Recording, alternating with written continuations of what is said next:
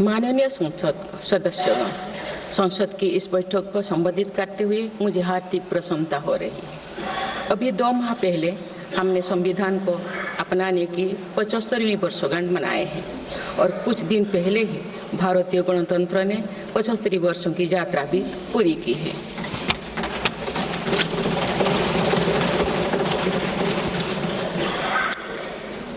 ये अवसर लोकतंत्र की जननी के रूप में भारत के गौरव को नई ऊंचाई देगा। मैं सभी देशवासियों की तरफ से बाबा साहेब आम्बेडकर समेत सभी संविधान निर्माताओं को नमन करती हूँ। माननीय सदस्यगण, इस समय देश में महाकुंभ का ऐतिहासिक पर्व भी चल रहा है। महाकुंभ भारत की सांस्कृतिक परंपरा का, भारत की सामाजिक चेतना का पर्व है। देश और दुनिया से आए करोड़ों श्रद्धालु प्रयागराज में पूर्ण स्नान कर चुके हैं। मैं मोनो अमावस्या के दिन हुई हादसे पर अपना दुख व्यक्त करती हूँ। घायलों के शीघ्र स्वस्थ होने की कामना करती हूँ। कुछ दिन पहले ही हमने देश के पूर्व प्रधानमंत्री डॉक्टर मनमोहन सिंह जी को खोए हैं। मनमोहन सिंह जी ने 10 वर्ष तक प्रधानमंत्री के रूप में देश की सेवा की। वे लंबे समय तक संसद के सदस्य भी रहे। मैं मनमोहन सिंह जी को भावभीनी श्रद्धांजलि अर्पित करती हूँ। माननीय सदस्यगण, भारत की विकास यात्रा की इस अमृतकाल को आज मेरी सरकार अभूतपूर्व उपलब्धियों के माध्यम से नई ऊर्जा दे रही है। तीसरे कार्यकाल में 3 गुना तेज गति से काम हो रहा है। आज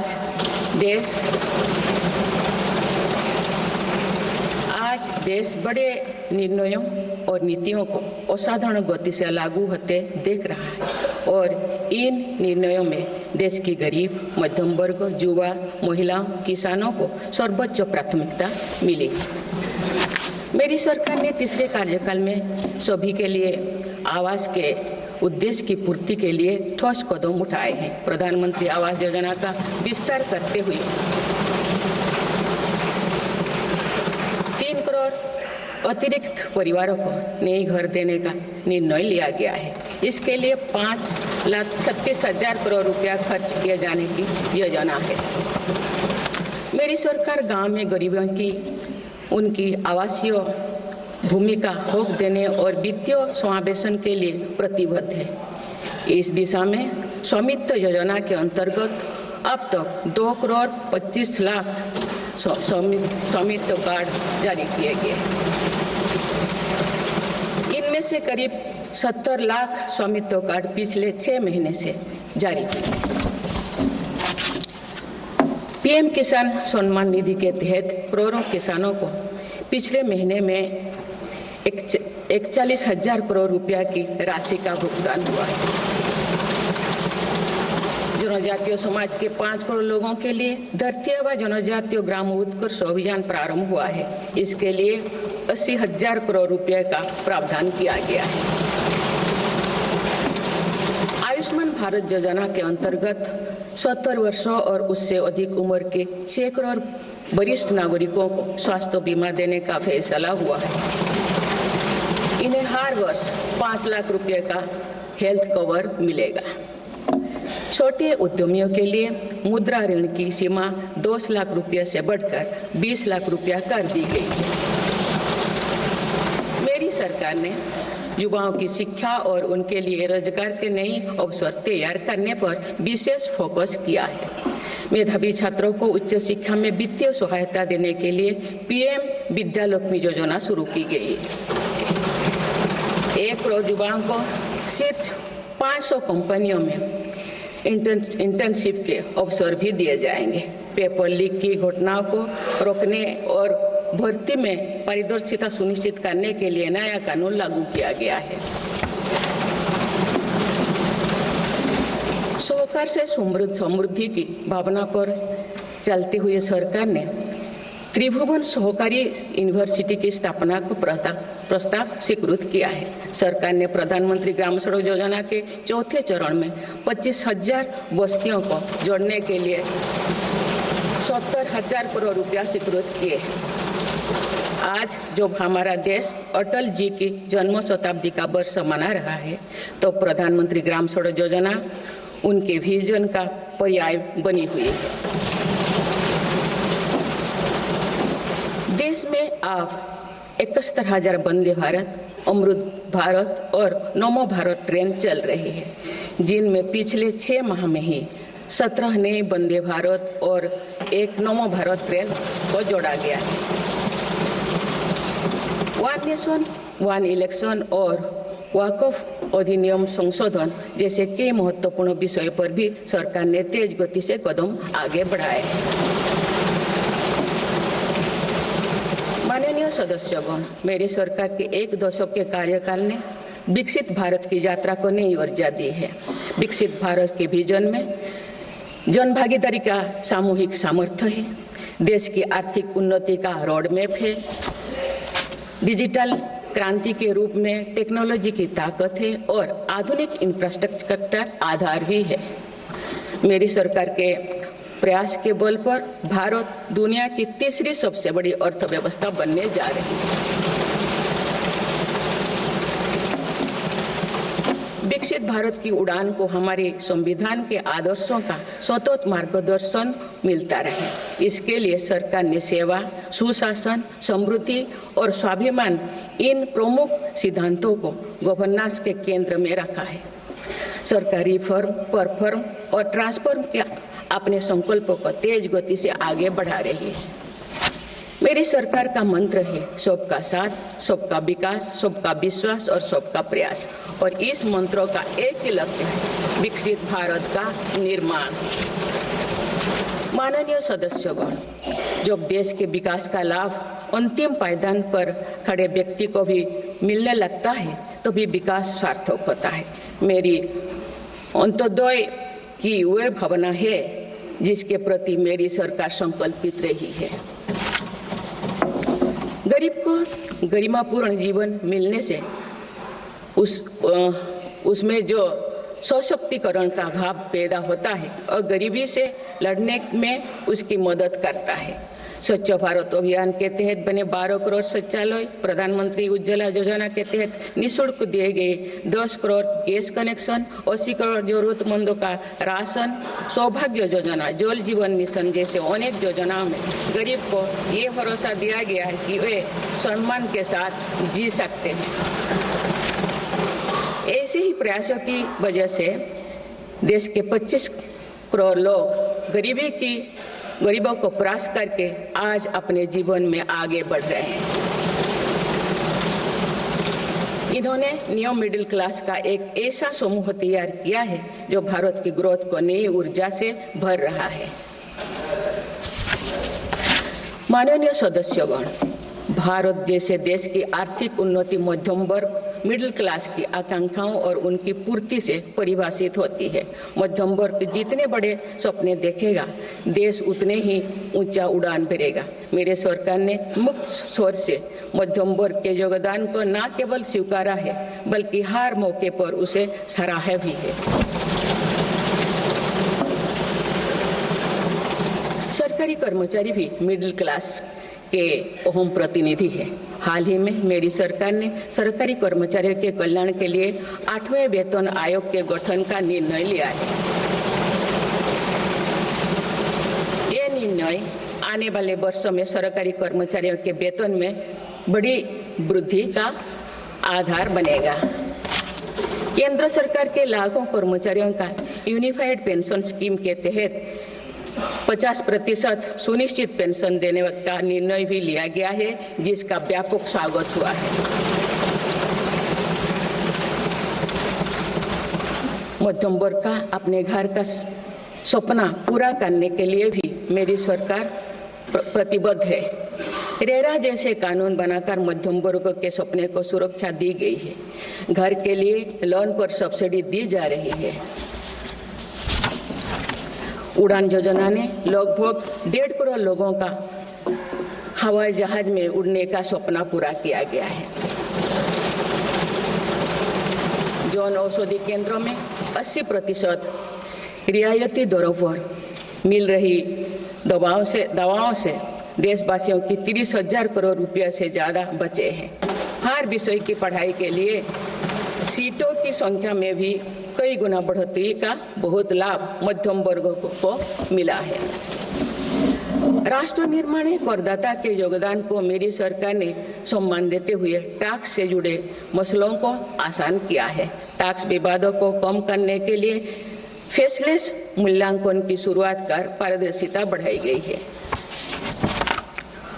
आप देश में 75 वर्ष से अधिक उम्र के वरिष्ठ नागरिकों को जिन्हें सिर्फ पेंशन मिलती है, आयकर रिटर्न दाखिल करने के संबंध में स्वयं निर्णय लेने का अधिकार दिया गया है। माननीय सदस्यगण, मेरी सरकार महिलाओं के नेतृत्व में देश को सशक्त बनाने में यानी ह्यूमन लेड डेवलपमेंट में विश्वास करती है। नारी शक्ति बंधन अधिनियम के द्वारा लोकसभा और विधानसभा में महिलाओं के लिए आरक्षण इस दिशा में एक महत्वपूर्ण कदम है। राष्ट्रीय ग्रामीण आजीविका मिशन के तहत 91 लाख से अधिक स्वयं सहायता समूहों को सशक्त किया जा रहा है। देश की 2 करोड़ से भी अधिक महिलाओं को इसके साथ जोड़ा गया है। इन्हें कुल 9 लाख करोड़ रुपये से अधिक की राशि बैंक लिंकेज के माध्यम से वितरित की जा रही है। मेरी सरकार का लक्ष्य देश में 3 करोड़ लखपति दीदी बनाने का है। आज 1 करोड़ 15 लाख से भी अधिक लखपति दीदी एक गरिमामयी जीवन जी रहे हैं। इनमें से लगभग 50 लाख लखपति दीदी बीते 6 महीने में बनी हैं। ये महिलाएं एक उद्यमी के रूप में अपने परिवार के आय में योगदान दे रहे हैं। इंश्योरेंस फॉर ऑल की भावना के साथ कुछ महीने पूर्व ही बीमा सखी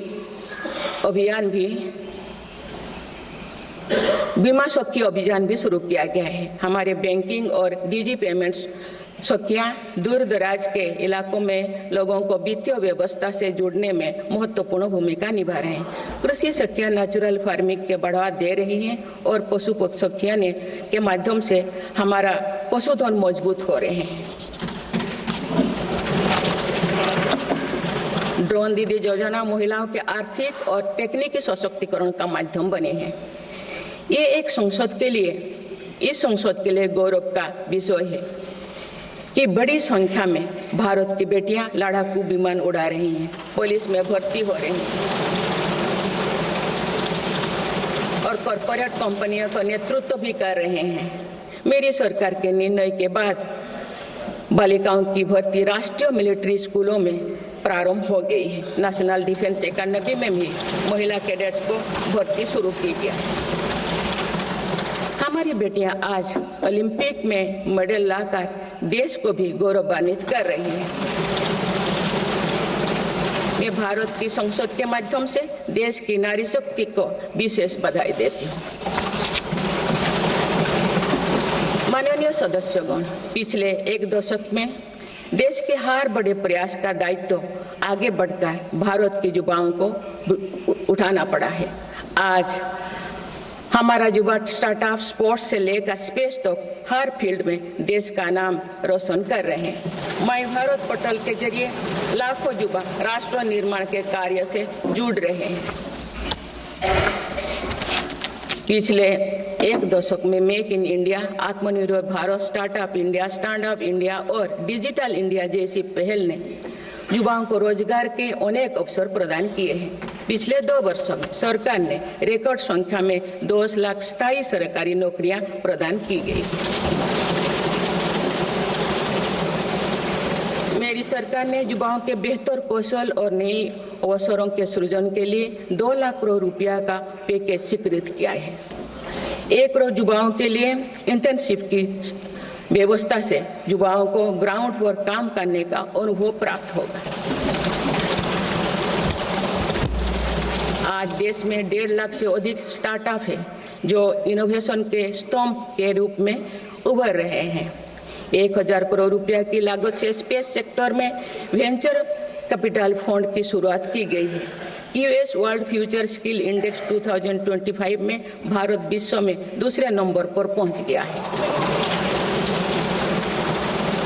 यह यानी फ्यूचर ऑफ वर्क श्रेणी में एआई और डिजिटल टेक्नोलॉजी अपनाने में भारत दुनिया को रास्ता दिखा रहा है।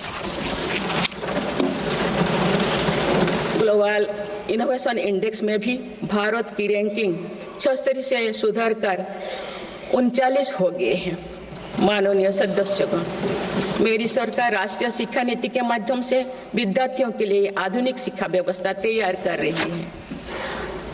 कोई भी शिक्षा से वंचित ना रहे, इसीलिए मातृभाषा में शिक्षा के अवसर दिए जा रहे हैं।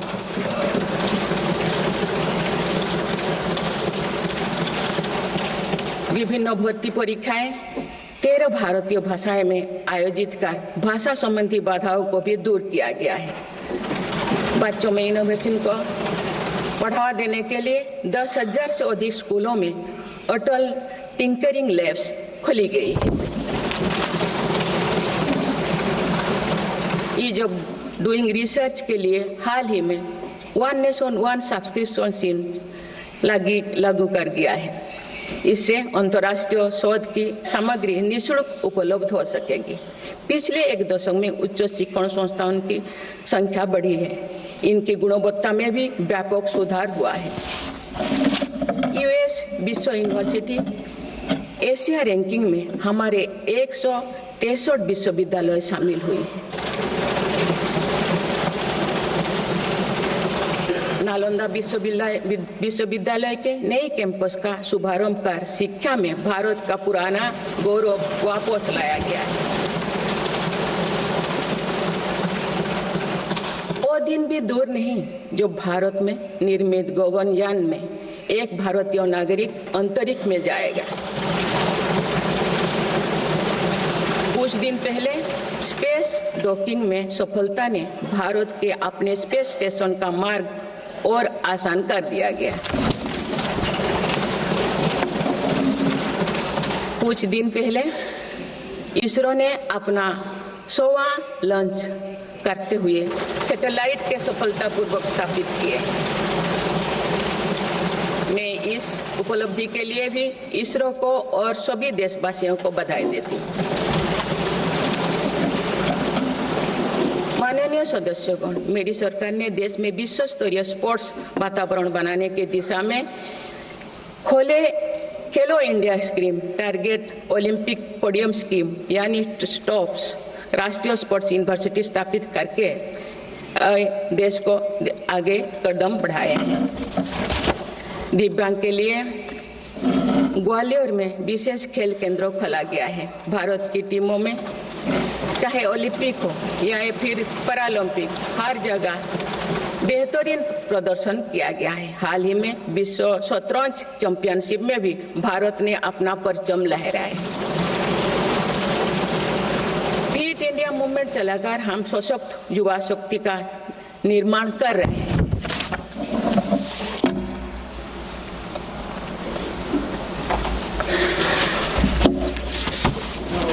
माननीय सदस्यगण, विकसित भारत के निर्माण में किसान, जवान और विज्ञान के साथ ही अनुसंधान का बहुत बड़ा महत्व है। हमारा लक्ष्य भारत को ग्लोबल इनोवेशन पावर हाउस बनाना है।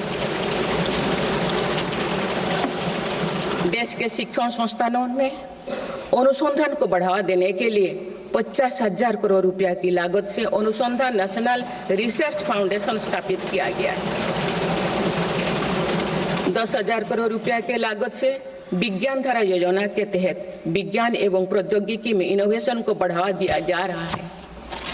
आर्टिफिशियल इंटेलिजेंस के क्षेत्र में भारत के योगदान को आगे बढ़ाते हुए इंडिया एआई मिशन प्रारंभ किया गया है। राष्ट्रीय क्वांटम मिशन से भारत इस फ्रंटियर टेक्नोलॉजी में दुनिया के अग्रणी देशों की पंक्ति में स्थान बना सकेगा। मेरी सरकार देश में बायो मैन्युफैक्चरिंग को बढ़ावा देने के उद्देश्य से बायो ई-ट्री पॉलिसी लाई है। ये पॉलिसी भविष्य की औद्योगिक क्रांति का सूत्रधार होगा। बायो इकोनॉमी का उद्देश्य प्राकृतिक संसाधनों का कुशल उपयोग करना है, जिससे पर्यावरण को संरक्षित करते हुए रोजगार के नए अवसर पैदा होगा।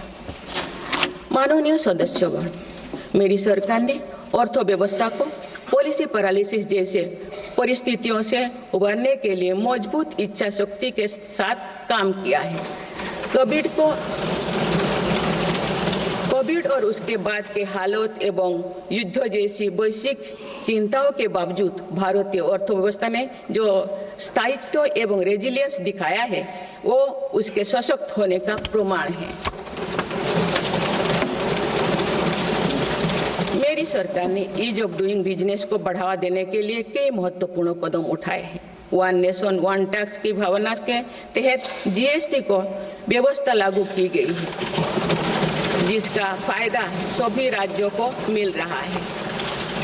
मेक इन इंडिया जैसी नीतियों के कारण आप बड़े ग्लोबल ब्रांड को प्रोडक्ट पर भी मेड इन इंडिया के लेवल्स देखने लगे हैं। माननीय सदस्यगण, भारत के छोटे व्यापारी गांव से लेकर शहरों तक हर जगह आर्थिक प्रगति को गति देते हैं। मेरी सरकार छोटे उद्यमियों को अर्थव्यवस्था की रीढ़ मानते हुए उन्हें स्वरोजगार के नए अवसर दे रही है। एमएसएमई के लिए क्रेडिट गारंटी स्कीम और ई कॉमर्स एक्सपोर्ट हब्स सभी प्रकार के उद्योगों को बढ़ावा दे रही है। तीसरी कार्यकाल में मेरी सरकार द्वारा मुद्रा ऋण की सीमा को 10 लाख रुपये से बढ़ाकर 20 लाख रुपया करने का लाभ करोड़ों छोटे उद्यमियों को हुआ है। मेरी सरकार ने क्रेडिट एक्सेस को आसान बनाया है। इससे वित्तीय सेवाओं की लोकतांत्रिक बनाया जा सका है। आज लोन, क्रेडिट कार्ड, बीमा जैसे प्रोडक्ट सबके लिए आसानी से सुलभ हो रही है। दशकों तो हमारे देश के रेहड़ी फैक्ट्री पर दुकान लगाकर आजीविका चलाने वाले भाई बहन बैंकिंग व्यवस्था से बाहर रहे। आज उन्हें पीएम स्वनिधि योजना का लाभ मिल रहा है। डिजिटल ट्रांजैक्शन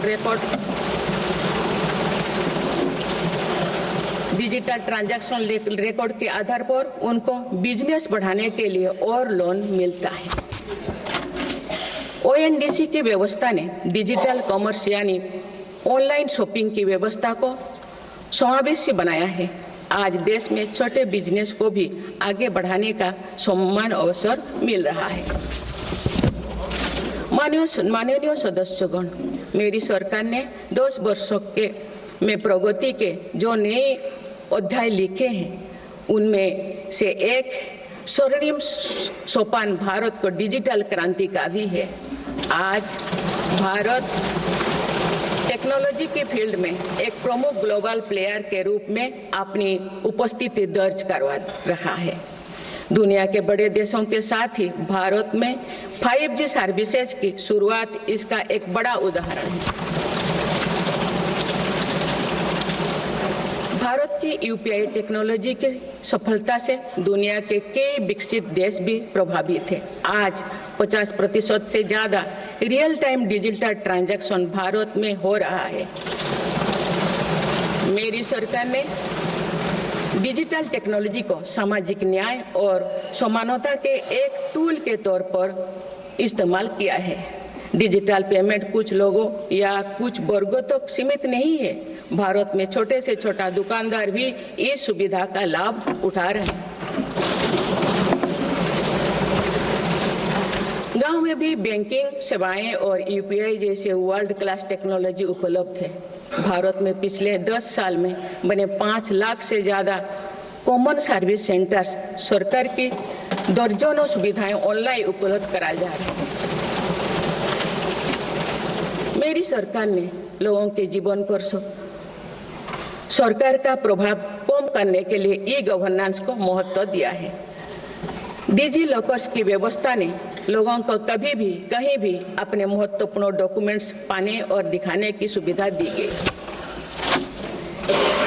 तेजी से डिजिटाइज होते हमारे समाज में आज राष्ट्रीय सुरक्षा से जुड़ा एक और महत्वपूर्ण विषय साइबर सिक्योरिटी है।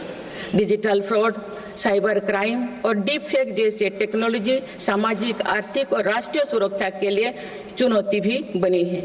इन साइबर क्राइम को नियंत्रित करने के लिए कई कदम उठाए गए हैं। साइबर सुरक्षा के क्षेत्र में भी युवाओं के लिए रोजगार की संभावनाएं हैं।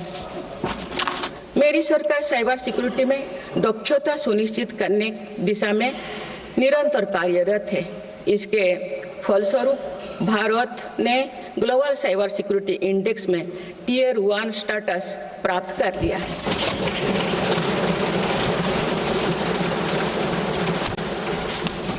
माननीय सदस्यगण, किसी भी देश का आधुनिक इंफ्रास्ट्रक्चर ने केवल उसके नागरिकों को एक बेहतर जीवन एवं देश को नई पहचान देता है, बल्कि देश को एक नया आत्मविश्वास भी देता है।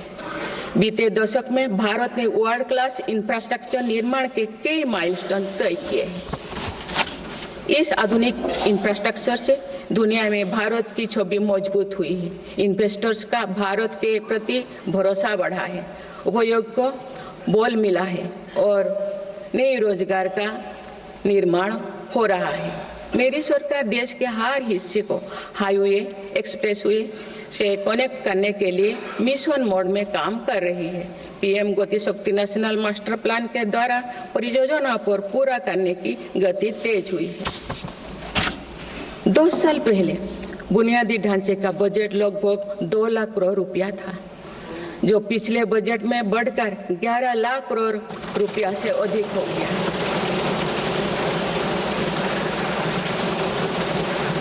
पिछले 1 दशक के काम को आगे ले जाते हुए पिछले 6 महीने में मेरी सरकार ने भविष्य के इंफ्रास्ट्रक्चर में रिकॉर्ड निवेश किया है। वाडबोर्ड में भारत के पहले डीप वाटर मेगा पोर्ट की आधारशिला रखी गई है। 76,000 करोड़ की लागत से बनने वाला ये पोर्ट विश्व के शीर्ष 10 पोर्ट में से एक है। मुझे बताते हुए खुशी हो रही है कि उधमपुर श्रीनगर बारामूला रेल लिंक परियोजना पूरी हो गई है और अब देश कश्मीर से कन्याकुमारी तक रेलवे लाइन से जुड़ जाएगा। इस महत्वाकांक्षी परियोजना के तहत चेनाब ब्रिज का निर्माण हुआ है, जो विश्व का सबसे ऊंचा रेल ब्रिज है। साथ ही आंधी ब्रिज देश का पहला रेल केबल ब्रिज बना है। सिंकुन ला सुरंग पर काम भी सफलतापूर्वक आगे बढ़ रहा है। निकट भविष्य में पूरी होने पर यह विश्व की सबसे ऊंचा सुरंग होगा। इससे लद्दाख और हिमाचल प्रदेश के बीच 12मासी संपर्क बना रहेगा।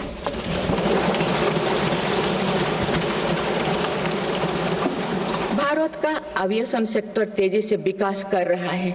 देश की एयरलाइन कंपनियों ने 1700 से अधिक नए विमानों के ऑर्डर दिए हैं। इतनी बड़ी संख्या में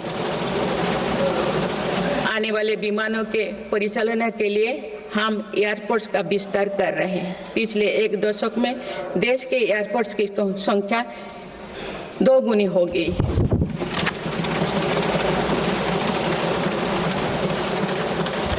माननीय सदस्यगण, विकसित भारत को गति देने के लिए हमारे शहरों को फ्यूचर रेडी बनाना आवश्यक है। इस दिशा में मेरी सरकार ने शहरी सुविधाओं का आधुनिकीकरण कर उन्हें एनर्जी एफिशिएंट बनाने पर जोर दिया है। साथ ही नए शहर के विकास के भी नींव रखी जा रही है। मेरी सरकार ने लगभग 28,000 करोड़ रुपया के निवेश से देश भर में 12 इंडस्ट्रियल नोड और शहरों के पास 100 औद्योगिक पार्क बनाने का भी निर्णय लिया है।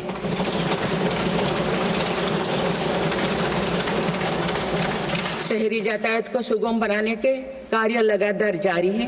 दिल्ली, पुणे, ठाणे और बेंगलुरु में मेट्रो प्रोजेक्ट्स और अहमदाबाद भुज रूट पर शुरू हुई नमो भारत रैपिड रेल सर्विसेज विकसित भारत के शहरों का स्वरूप है।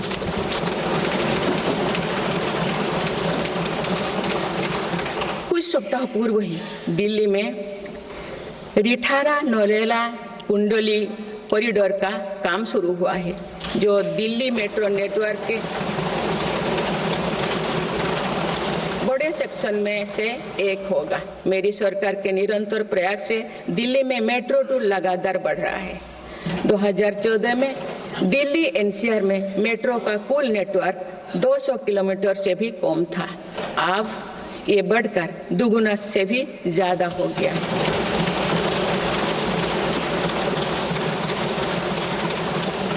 आज मुझे ये बताते हुए बेहद प्रसन्नता हो रही है कि भारत का मेट्रो नेटवर्क अब 1000 किलोमीटर के माइलस्टोन को पार कर चुका है। भारत अब मेट्रो नेटवर्क के मामले में दुनिया का तीसरा सबसे बड़ा देश बन गया है। लगभग 8000 करोड़ रुपया के खर्च से देश में 52,000 इलेक्ट्रिक बस चलाने का भी निर्णय हुआ है। इससे शहरी इलाका में सुगम और स्वच्छ यातायात की सुविधा मिलेगी और अनेक लोगों को रोजगार भी मिलेगा।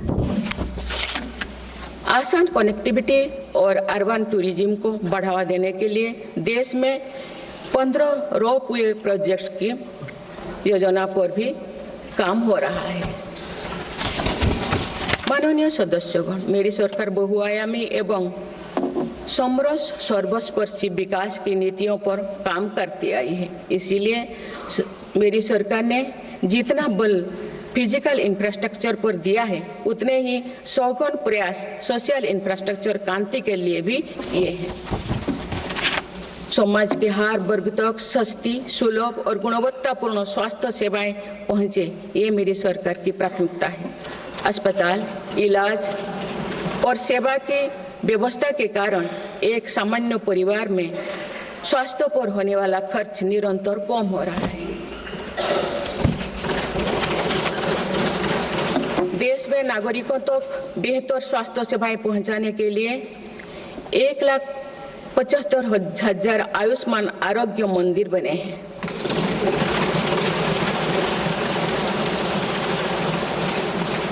देश में कैंसर मरीजों की बढ़ती संख्या और इलाज में होने वाले खर्च को देखते हुए अनेक कैंसर दवाओं को कस्टम ड्यूटी में से मुक्त कर दिया गया है।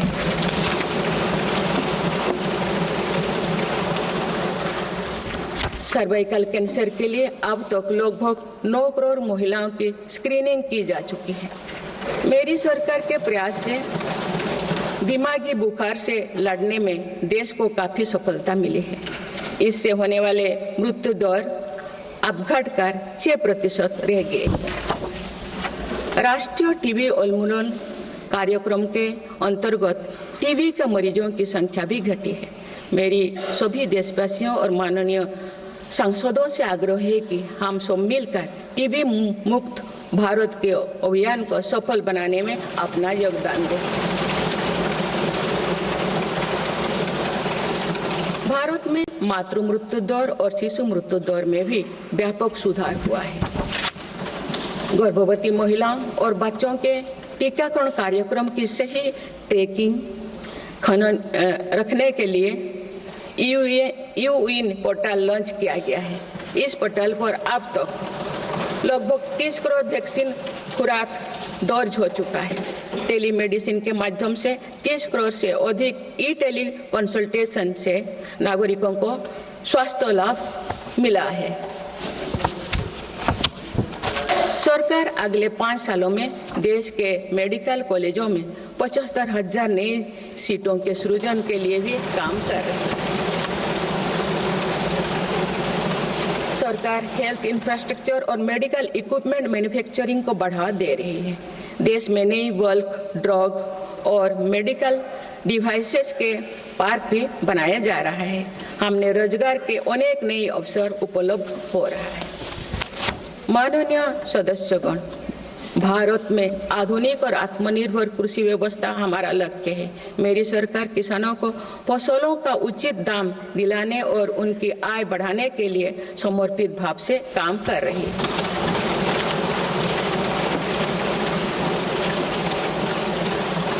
वर्ष 2023-24 में रिकॉर्ड 332 मिलियन टन अनाज उत्पादन हुआ है और आज भारत विश्व का सबसे बड़ा दूध, दाल और मसालों का उत्पादक है। सरकार ने खरीफ और रबी फसलों के MSP में निरंतर बढ़ोतरी की है। पिछले 10 दशक में धान, गेहूं, दलहन, तिलहन और मोटे अनाज की खरीद पर 3 गुना ज्यादा राशि खर्च की गई है। पिछले 6 महीने में फसलों की जलवायु अनुकूल, बायो फोर्टिफाइड और अच्छी उपज देने वाले 109 उन्नत प्रजातियां किसानों को सौंपी गई है। देश में कृषि इंफ्रास्ट्रक्चर को सुदृढ़ करने के लिए सरकार ने कृषि इंफ्रास्ट्रक्चर फंड योजना के दायरे का विस्तार किया है। इससे ग्रामीण क्षेत्रों में रोजगार को और बढ़ावा मिलेगा।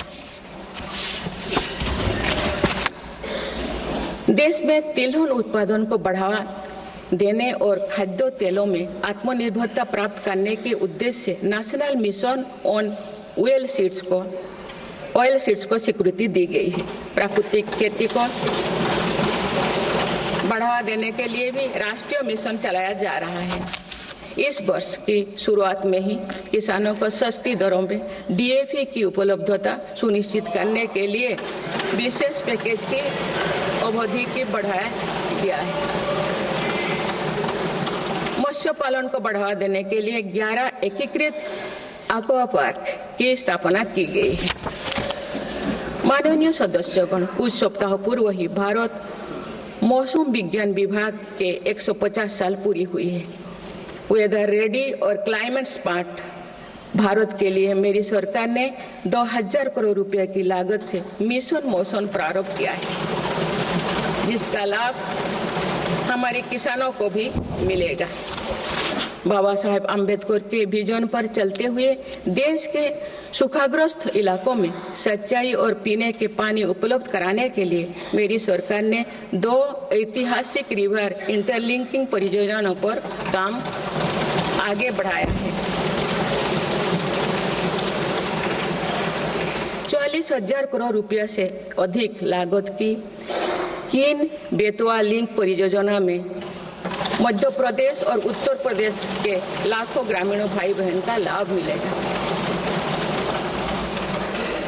संशोधित पार्वती कालीमेघी चंबल लिंक परियोजना में राजस्थान और मध्य प्रदेश में सिंचाई और पीने के पानी की आवश्यकता की पूर्ति। पोलावरम सिंचाई परियोजना को पूरा करने के लिए 12,000 करोड़ रुपया की अतिरिक्त राशि भी स्वीकृत की गई है। माननीय सदस्यगण, हमारे 8 लाख सहकारी संस्थाएं एवं उनके 19 करोड़ हितधारक सदस्य ग्रामीण भारत के करीब 90% क्षेत्र का प्रतिनिधित्व करते हैं। बीते वर्षों में शहरी क्षेत्रों में भी सहकारी संस्थाओं का विस्तार हुआ है। सहकारी सेक्टर के आर्थिक सशक्तिकरण के लिए उठाए गए विभिन्न कदमों के फलस्वरूप रोजगार के अनेक अवसर सृजित हो गए हैं। वर्ष 2025 को अंतर्राष्ट्रीय सहकारिता वर्ष के रूप में मनाया जा रहा है, जिसमें भारत अपना महत्वपूर्ण योगदान देगा।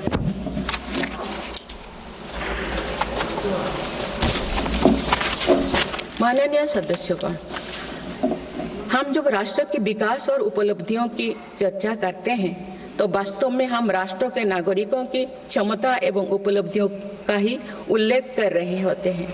आज देश के विकास में सबका साथ है, इसीलिए हम देश के सही सामर्थ्यों का अनुभव कर पा रहे हैं।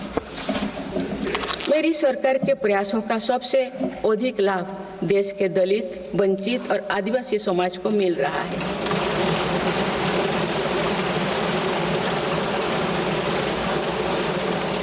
आजादी के दशकों बाद भी हमारे जिस जनजातीय एवं आदिवासी समाज की उपेक्षा होती रही, मेरी सरकार ने उसके कल्याण को पहली प्राथमिकता दी है। धरती आबा जनजातीय ग्राम उत्कर्ष अभियान और PM जनमन योजना इसका प्रत्यक्ष उदाहरण है। देश भर में स्थापित 470 से अधिक एकलव्य मॉडल आवासीय विद्यालय के माध्यम से लगभग 1.25 लाख आदिवासी बच्चों को स्कूली शिक्षा दी जा रही है। पिछले 10 वर्ष में आदिवासी बहुल इलाकों में 30 नए मेडिकल कॉलेज खोले गए हैं।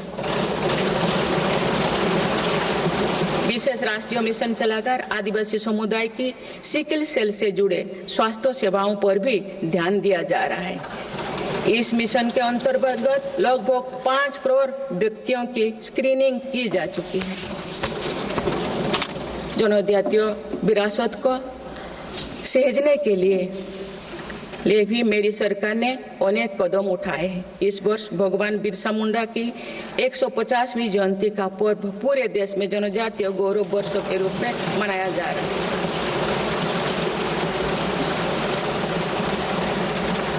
माननीय सदस्यगण, विकसित भारत की एक महत्वपूर्ण कसौटी देश का संतुलित विकास है। किसी क्षेत्रों में ये भावना नहीं होनी चाहिए कि वे विकास में पीछे छूट गए हैं। मेरी सरकार ने नॉर्थ ईस्ट के लोगों की इन्हीं भावनाओं को समझा, उनके दिल से दूरियों का भाव समाप्त किया।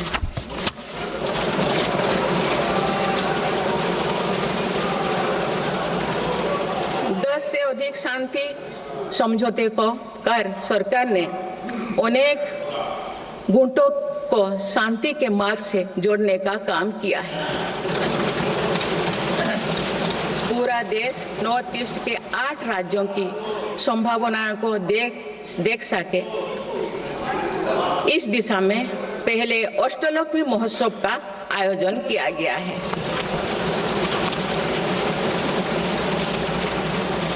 पूर्वोत्तर के विकास के साथ साथ सरकार ने देश के पूर्वोत्तर यानी पूर्वी राज्यों के सर्वांगीण विकास की कार्य योजना पर काम शुरू कर दिया गया है, जिससे रोजगार के नए अवसर भी उपलब्ध होगी।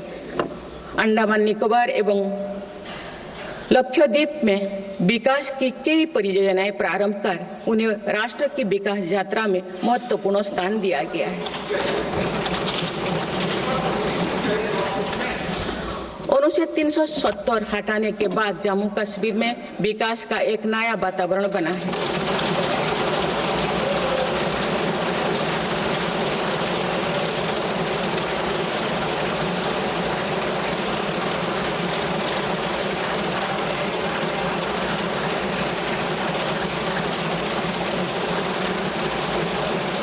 जम्मू कश्मीर में लोकसभा चुनाव एवं विधानसभा चुनाव अत्यंत शांतिपूर्ण माहौल में संपन्न हुए।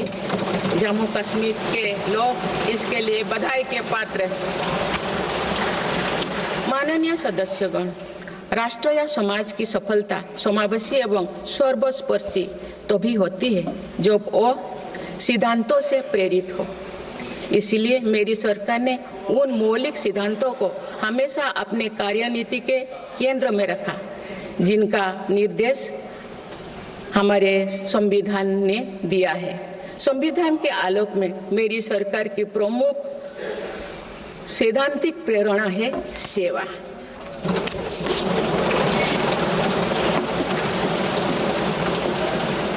मेरी सरकार मानती है कि 140 करोड़ देशवासियों की सेवा ही सरकार का प्रमुख कर्तव्य है।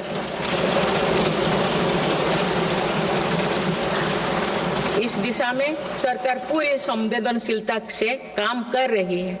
समाज के पिछड़े वर्ग और सफाई कर्मचारियों को आसान लोन मुहैया कराने के लिए पीएम सूरज योजना का विस्तार किया गया है। सरकारी योजनाओं का लाभ दिव्यांगजनों तक पहुंचाने के लिए 1 करोड़ से अधिक दिव्यांग पहचान पत्र जारी किए गए हैं। स्वच्छता सैनिकों के लिए चलाई जा रही नमस्ते योजना का विस्तार कर अब स्वच्छता का बीड़ा उठाने वाले भाई बहनों को भी इसमें शामिल किया गया है। विकसित भारत की यात्रा में कोई भी छूटने ना पाए, इस ध्येय के अनुरूप मेरी सरकार सैचुरेशन अप्रोच के साथ काम कर रही है। माननीय सदस्यगण, बीता दशक भारत की सांस्कृतिक चेतना के पुनः जागरण का दशक रहा है।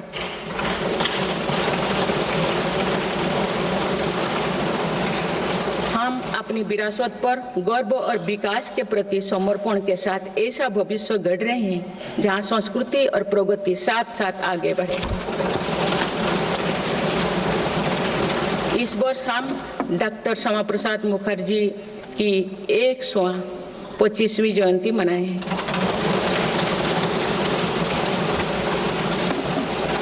उन्होंने कहा था कि सच्चा राष्ट्रवाद केवल भारत की भौतिक एकता नहीं बल्कि उनकी सांस्कृतिक एकता को मजबूत करने में है। इसी कड़ी में भगवान महावीर का 2550वें निर्माण महोत्सव श्रद्धापूर्वक मनाया गया है। देश ने उत्साह से संत मीराबाई की 525वीं जयंती भी मनाई। महाकवि संत तरुवल्लभ की स्मृति में कई देशों में सांस्कृतिक केंद्र स्थापित किए जा रहे हैं। मेरी सरकार काशी तमिल संगमम, काशी तेलुगु संगमम, सौराष्ट्र तमिल संगमम जैसे सांस्कृतिक आयोजन करके देश की एकता को बढ़ावा दे रहे हैं। माननीय सदस्यगण, हमारी पांडुलिपियों यहाँ हमारी धरोहर है। इनमें विशाल ज्ञान समाहित है जिसका मानव जाति के लाभ के लिए अध्ययन, शोध और उपयोग करने की आवश्यकता है।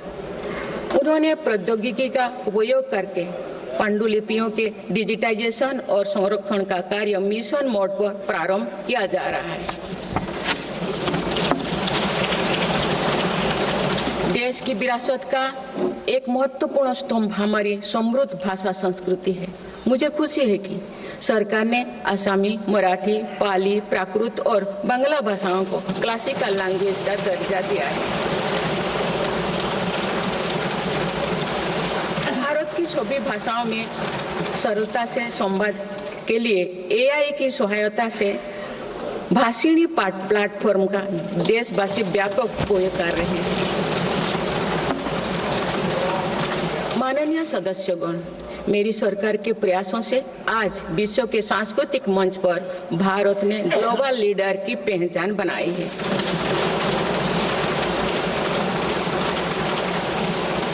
सभी एशियाई बौद्ध देशों को आपस में जोड़ने के लिए मेरी सरकार ने पहली एशियाई बुद्धिस्ट कॉन्फ्रेंस का आयोजन किया।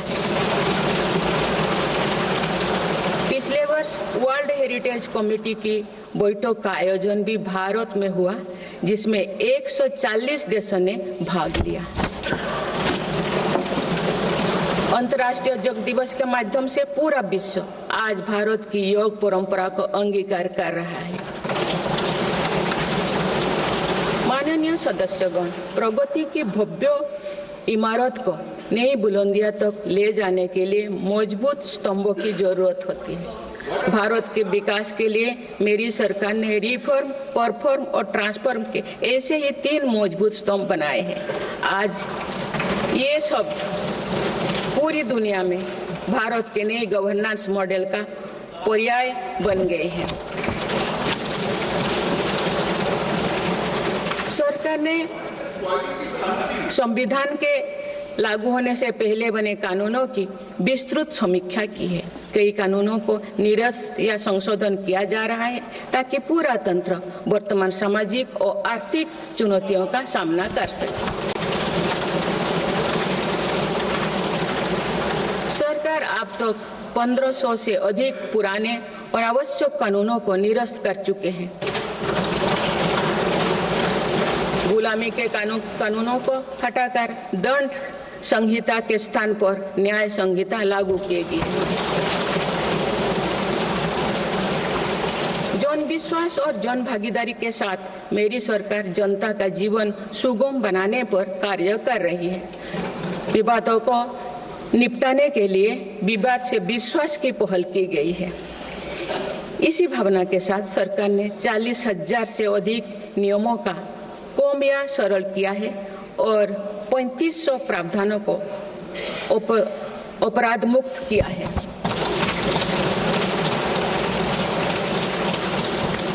मेरी सरकार ने देश के अत्यंत पिछड़े इलाकों में आकांक्षी जिला कार्यक्रम प्रारंभ कर सुशासन का एक अनूठा प्रयोग किया है।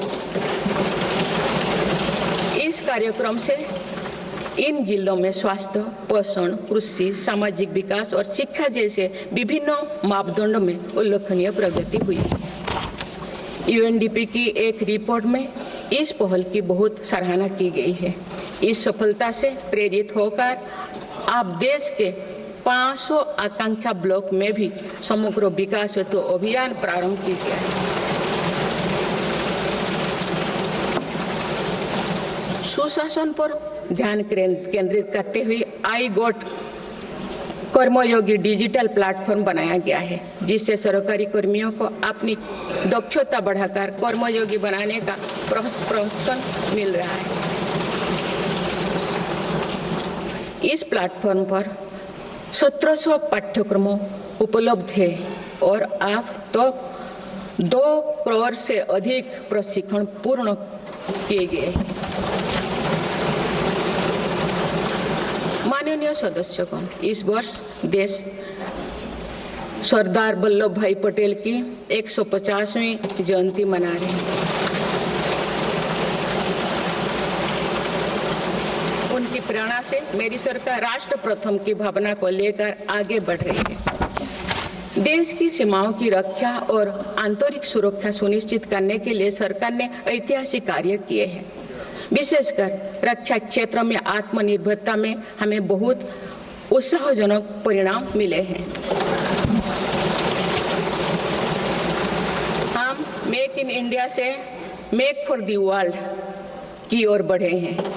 इससे देश में रोजगार के नए अवसर भी बन रहे हैं। कुछ दिन पहले एक ऐतिहासिक पल में देश में बने 2 युद्धपोतों और 1 पनडुब्बी को भारतीय नौसेना में कमीशन किया गया है। देश में डिफेंस इंडस्ट्रियल कॉरिडोर की स्थापना और डिफेंस स्टार्टअप्स को प्रोत्साहन देकर हम आत्मनिर्भरता का और स्वरोजगार को मजबूती दे रहे हैं। सीमाओं की रक्षा के साथ साथ देश के सीमावर्ती क्षेत्र का विकास भी हमारी रणनीति का अहम हिस्सा है। सीमा क्षेत्र की सड़कें और अटल टनल, सेला टनल, सोनमर्ग टनल जैसे आधुनिक इंफ्रास्ट्रक्चर से रक्षा और पर्यटन का बढ़ावा मिला है। सीमा पर स्थित देश के प्रथम गांव में वाइब्रेंट विलेज कार्यक्रम प्रारंभ किया गया है। वामपंथी उग्रवाद को समाप्त करने के लिए के अंतिम चरण की भी शुरुआत हो चुकी है। सरकार के प्रयासों से वामपंथी उग्रवाद प्रभावित जिलों की संख्या 126 से घटकर अब 38 तक आ गई है। माननीय सदस्यगण, वैश्विक अस्थिरता के वातावरण में भारत आर्थिक, सामाजिक और राजनैतिक स्थिरता का स्तंभ बनकर विश्व के सामने आदर्श प्रस्तुत कर रहा है। चाहे G7 समिट हो या क्वाड, ब्रिक्स, एससीओ हो या G20, भारत के सामर्थ्य, नीति और नियत पर पूरे विश्व ने भरोसा जताया है।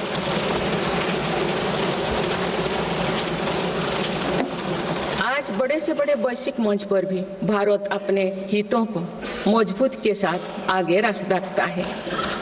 G20 का सफल आयोजन और दिल्ली डिक्लेरेशन इसका उदाहरण है। तीसरी global south summit, Bharat Asian summit और भारत करिकम समिट में हमने ग्लोबल साउथ से जुड़े विषयों को अभिव्यक्ति दी। हमने समिट ऑफ द फ्यूचर में भारत का विजन ऑफ फ्यूचर रखा है। इसी माह में मेरी सरकार द्वारा भुवनेश्वर में प्रवासी भारतीय दिवस का आयोजन किया गया। प्रवासी भाई बहनों के सुविधा सहूलियत हमारी प्राथमिकता है। इसीलिए 6 नए दूतावास और 4 नए वाणिज्यिक दूतावास खोलने का निर्णय लिया गया है। विश्व बंधु की छवि मजबूत करते हुए विश्व में कोई आपदाग्रस्त इलाकों में भारत ने तुरंत सहायता भरा हाथ बढ़ाया। भारत के नए देशों के साथ अपना डिजिटल पब्लिक इंफ्रास्ट्रक्चर साझा किया है और जन औषधि केंद्रों स्थापित कर दिए। माननीय सदस्यगण, मेरी सरकार वर्तमान के साथ ही आगे वाली पीढ़ियों को ध्यान में रखते हुए भी निर्णय ले रही है। हम देश को ग्रीन फ्यूचर, ग्रीन जॉब्स की तरफ ले जा रहे हैं। 2030 तक 500 gigawatt non fossil fuel energy क्षमता के लक्ष्यों को प्राप्त करने की दिशा में बीते 6 महीने में कई बड़े फैसले लिए गए हैं। पीएम सूर्यघर मुक्त बिजली योजना के अंतर्गत 75,000 करोड़ रुपया की लागत से रूफटॉप सोलर सिस्टम स्थापित किए जा रहे हैं। अभी तक 7.5 लाख घरों में रूफटॉप सोलर की स्थापना की जा चुकी है। इससे रोजगार के अवसर भी बढ़ी है। राष्ट्रीय ग्रीन हाइड्रोजन मिशन के तहत 8 लाख करोड़ रुपए के निवेश और 6 लाख से अधिक रोजगार का सृजन होगा। हम परमाणु ऊर्जा का विस्तार करने पर भी तेजी से काम कर रहे हैं। मेरी सरकार वाहन स्क्रैपिंग पॉलिसी लाई है ताकि पुराने वाहनों का वैज्ञानिक तकनीकी से निपटारा हो और इससे भी रोजगार के नए अवसर सृजित हो। इसी क्रम में विश्व पर्यावरण दिवस 2024 पर एक पेड़ मां के नाम अभियान प्रारंभ किया गया।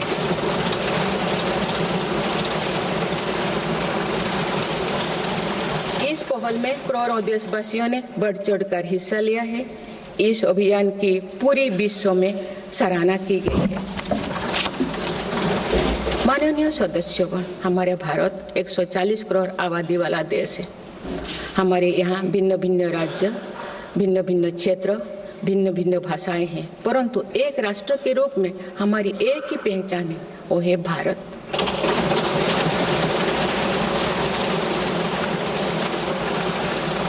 हमारा एक ही संकल्प है, एक ही लक्ष्य है, विकसित भारत।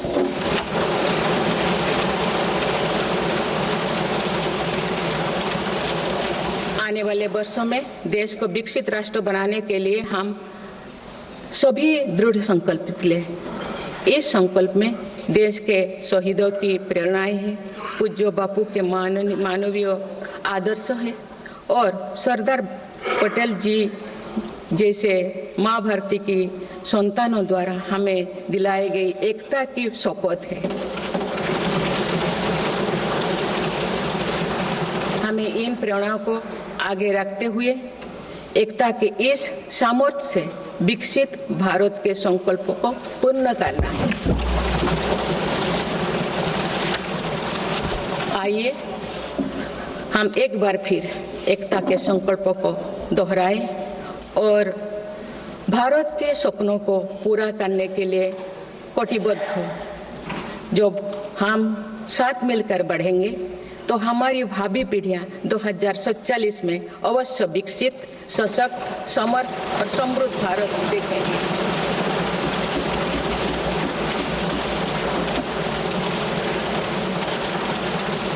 आप सभी को बहुत बहुत शुभकामनाएं। धन्यवाद। जय हिंद, जय भारत।